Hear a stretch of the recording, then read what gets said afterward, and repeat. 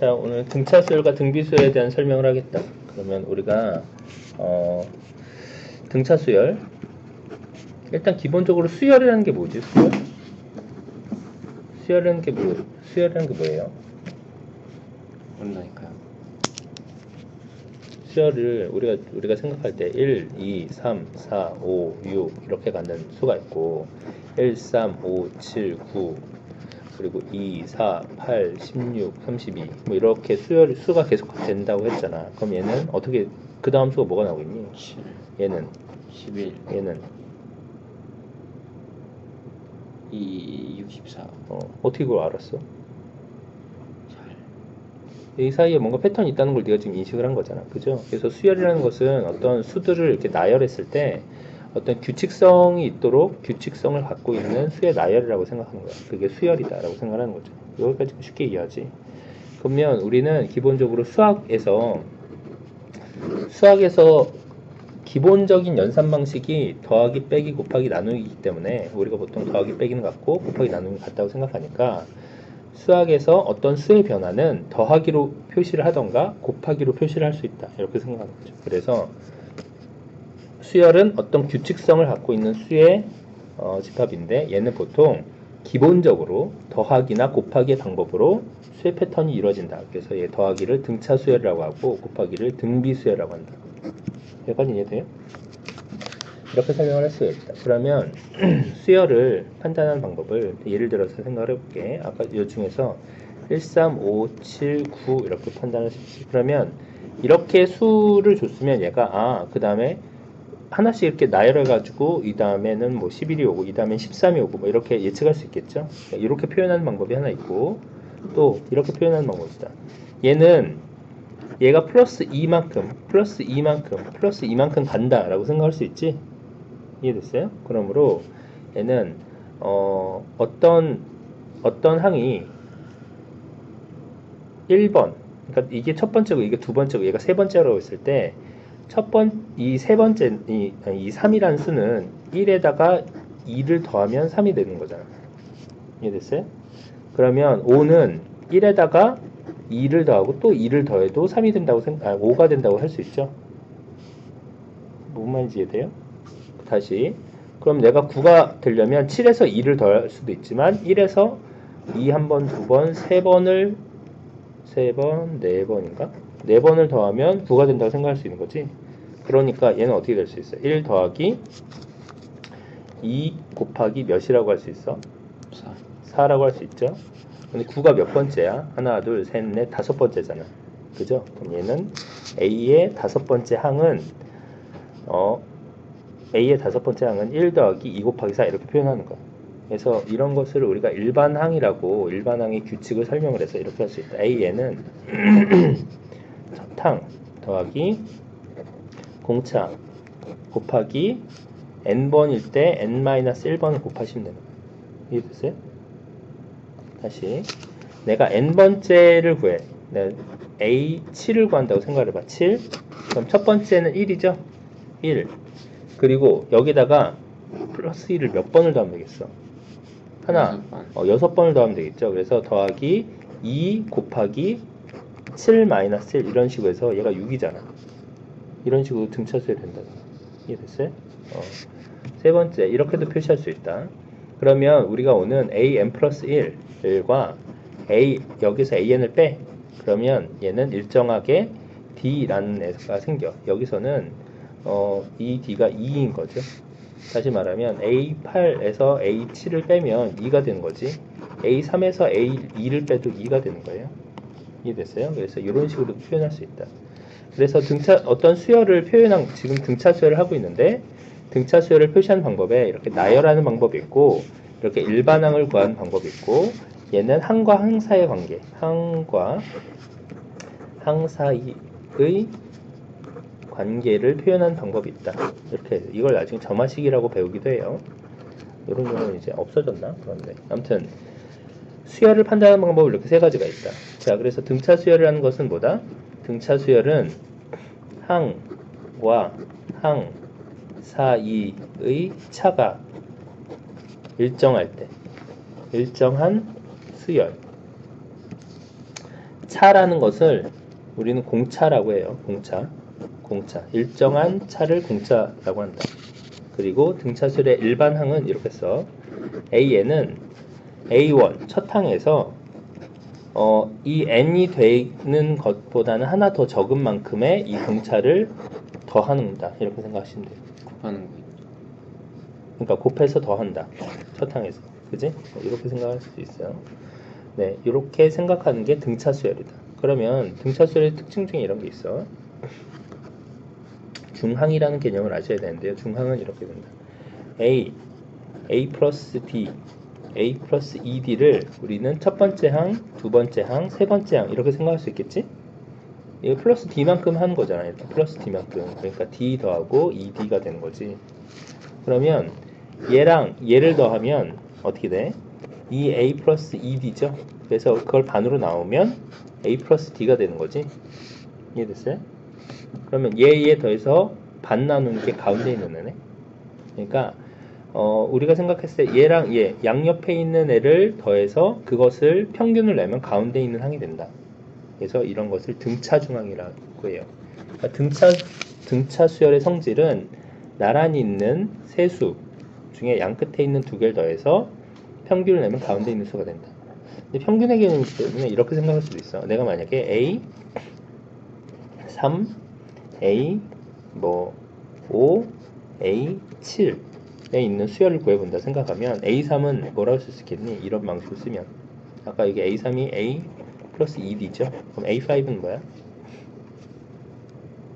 A 플러스 4D. 그렇지. A 플러스 4D. A7은 A 플러스 6D. A 플러스 플러스 6D라고 할 수 있죠. 그러면 지금 얘는 두 개씩 차이가 나는 거잖아. 여기에 지금 A4가 빠졌고 A6가 빠졌는데 두 개씩 차이 나는데 얘랑 얘를 더하면 어떻게 돼? 2A 플러스 8D가 되는 거죠. 그래서 이걸 반으로 나누면 A 플러스 4D가 된다.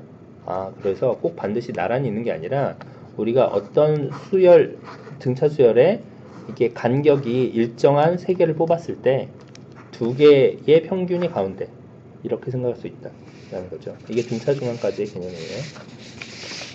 자, 이번에는 등비수열을 해볼까요?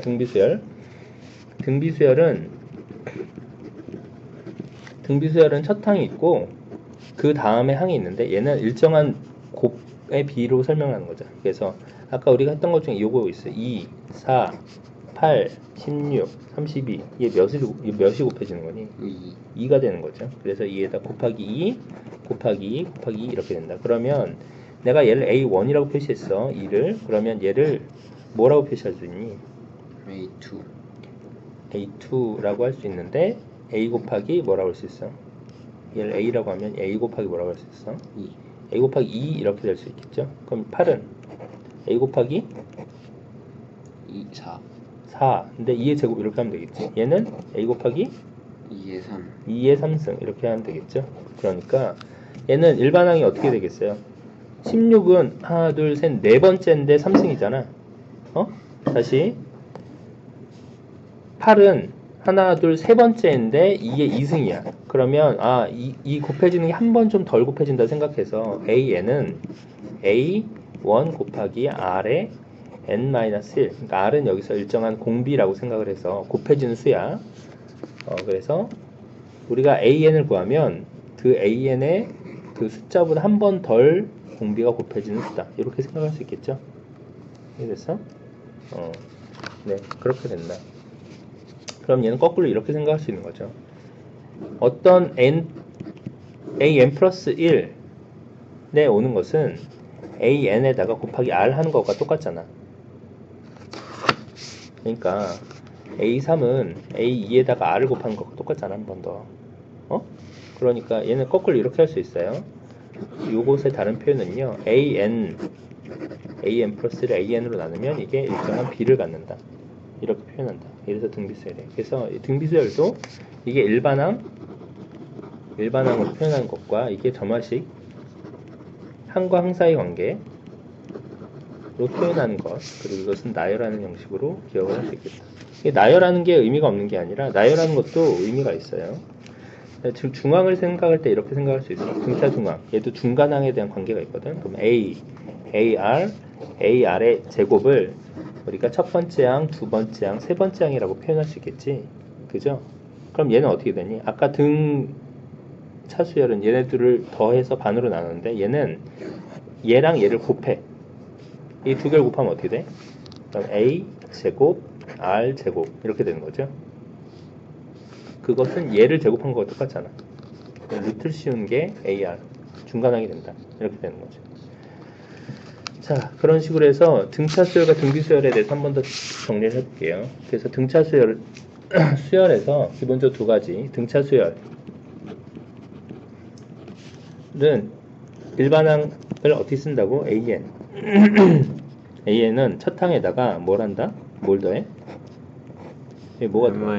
n-1 그리고 공차 d 이렇게 되는 거죠. 그럼 등비 수열은 AN에다가 A1에다 곱하기 뭐래? R에 n-1승 이런 식으로 되는 거죠. 여기서 주의할 건 일단 A1이 0이면 안 돼.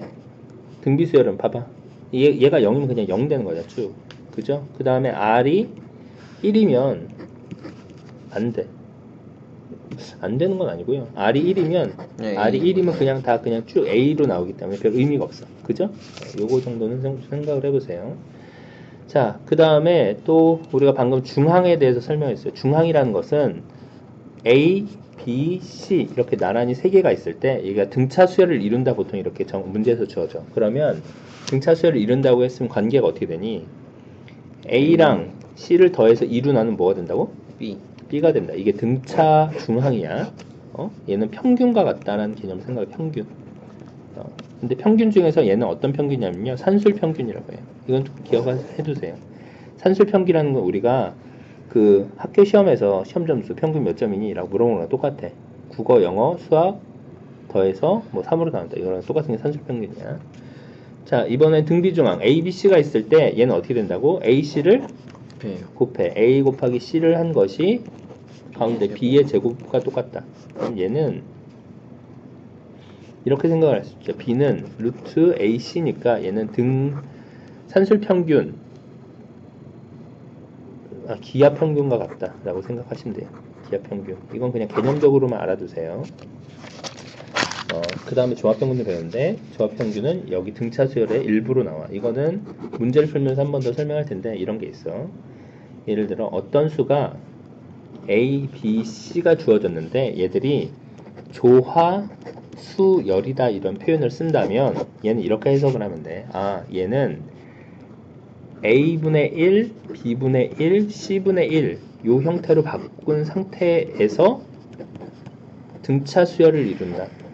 이렇게 생각하는 거야. 다시 조화 수열이라는 것은 어떤 수 A, B, C가 그것을 역수로 취했을 때 등차 수열이 되는 거야.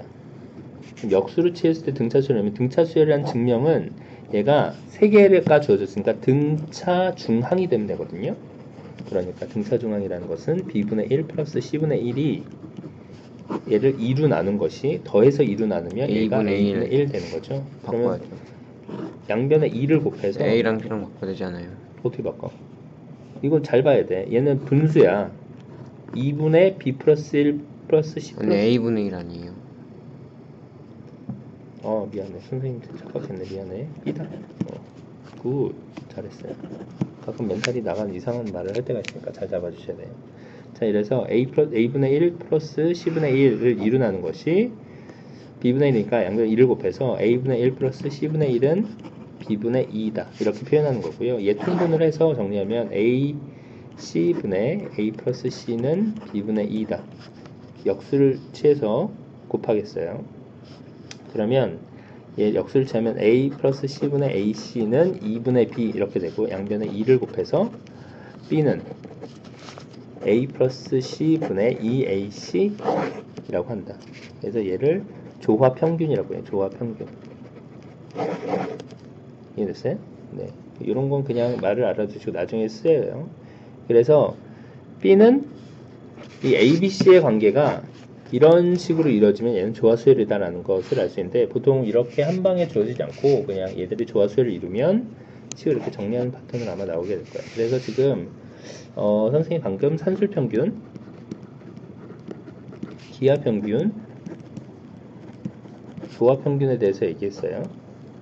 실제적으로 식의 관계는 이렇게 돼요. 산술평균은 어떤 수 두 개를 더해서 2로 나눈 것이다. 이것이 우리가 보통 생각하는 평균의 개념과 가장 비슷하고, 기하평균은 어떤 두 수를 곱해서 얘를 루트를 씌운 것이다. 이거 같은 경우에는 우리가 생각했을 때 중학교 2학년 때인가 이런 거 배운 적 있어요.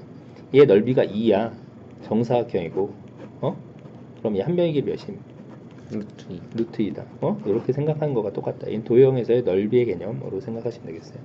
조합평균은 방금 한 거예요. 이건 개념이 좀 생소한데 공식은 a 플러스 c 분의 2ac 이런 식으로 식을 쓰면 되겠다. 이렇게 된다. 관계는 이렇게 돼. 항상 얘가 크거나 같고 얘가 제일 크고 그 다음이고 그 다음이다. 이렇게 되는데 등호가 성립되는 순간은 언제냐면 항상 이게 a분의 b라고 생각하시면 되겠네요. 다 모양을 맞춰주니까. 등호가 성립되려면 a가 b와 같을 때 등호가 성립한다.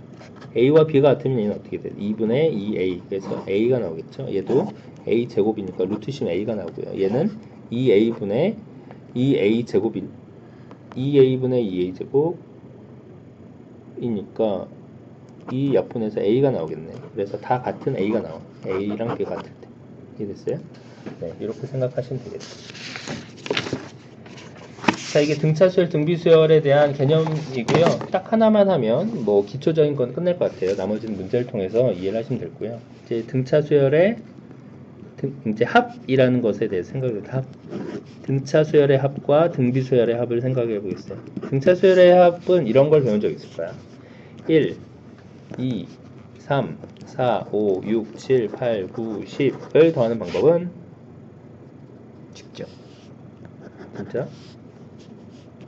이거 몰라? 55. 그러니까 이렇게 하는 방법 알지? 본 적 있지 않아요? 그래서 얘는 첫 항과 끝 항을 더해. 그래서 1 더하기 10을 해서 1 더하기 10을 해. 그럼 얘 11이지. 그럼 2랑 9를 더해도 11이지. 3과 8을 더해도 11이지. 그래서 첫 항과 끝 항을 더하면 이 전체 항수가 절반으로 줄어들어. 그죠? 그래서 그것을 곱하기 항수, 지금은 10개인데 항수의 절반을 곱해.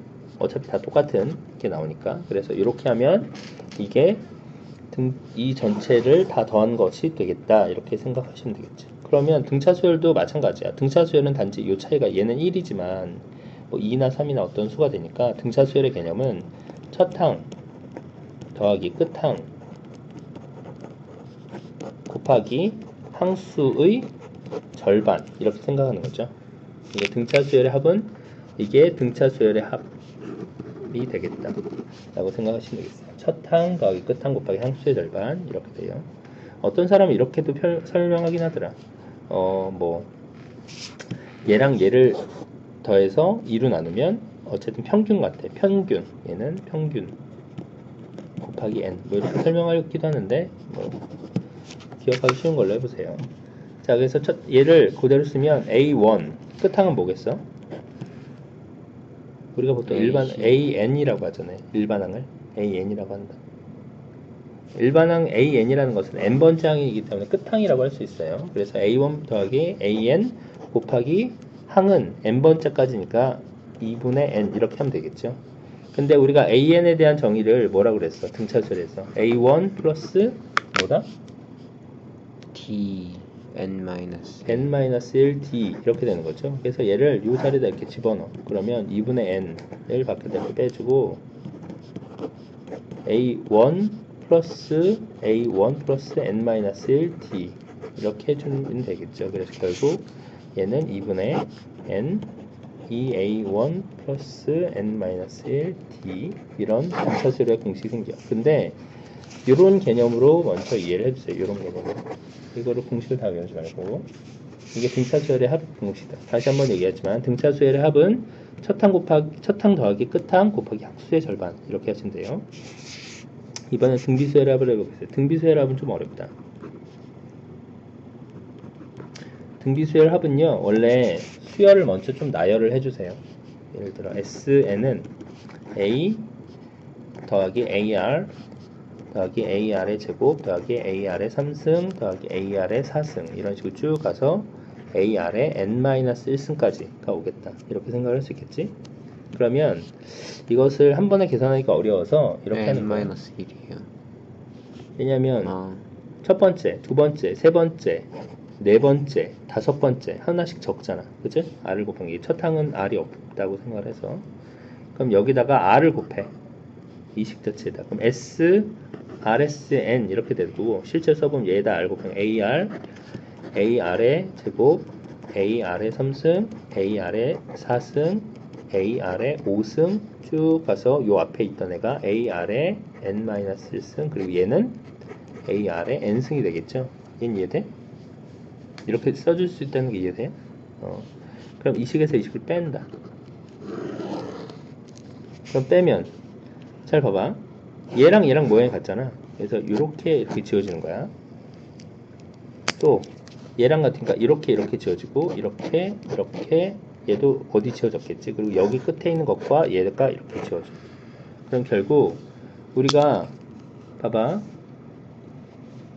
SN-R SN은 다 지워졌고 얘랑 얘만 남아. 그래서 A-AR의 N승 이렇게 나온다. 묶어줄 수 있죠? 1-R SN은 A로 묶어서 1-R의 N승 이렇게 나온다. 그래서 SN은 1-R분의 A 1-R의 N승 이런 식으로 나온다. 이게 등비수열의 합공식이라고 할 수 있어요. 자, R은 당연히 1이면 안 되겠죠?